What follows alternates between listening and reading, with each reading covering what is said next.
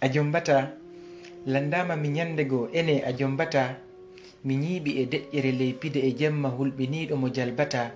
o heɗintini landal o jokkintini mi tawi o deƴƴata o inni ko ayyo suka neeɓi mi yiide ka jindata yilimmi darɗe fewti mo tawi ko anduɗolam mo faytata mi hayli hoore mi uggini mi inni si Allah muuyi neɓata kono ella on kam mi yahi woɓe innay ko saɗi kono men tolnata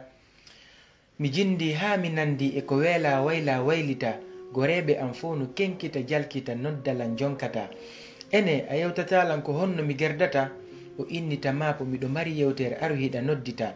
yacco araka suudu huɗota hulu mi wirtata min hewti ka dambugal o inni a natata naatu wo natata gundo on goto nantata jooɗo heɗoɗa konguɗi an hutora a nisata suka ko fanda desal ko hoɗo wonki e ka fondo ɓuttata ko feccere dina ka nulaɗo makuno ɗum no mandita e ko hombo jombata wona tacagol andumo suɓata nulaɗo no janti nayi piiji wonaɗi e tuggede fimo tiggata dina e dambe e jawdini neɗɗo on harata timmini nayi on ngari siko kanki tun suɓiɗa haaju ma on sottata ɓurnaɗo yamirma subo jon dina kan anisata a tampay noon si heɓama wakkilo hara a amata ko faalaɗo gaɗa wo teppe mum woni ko ɓuɓata dewgal ko sañugol ko ñeñal sina ɗum marsata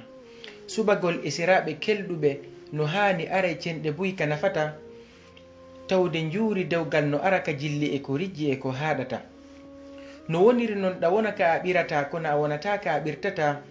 wonu ka laalagal aduna hara a ñomitata ta wonu duumoɗa e maggal hara a jombata ɗuuɗere gite ko ñaw si a renaki a dikkata renoɗa rentoɗa ko ɓilkita sino harmi tawa a firtata etoɗa ñiiɓa e ɗatal dina tawa jomima tikkata si a takkike a takkitike ha o tikki ko tekkere tikkere ma woni ko tekkata hara innali fi desal a hawjata hutora uyendi jambata nandita e nasiru hula reedu wonɗo ñentorde wa kakata anda balɗe ma ko happade mayde nden nennata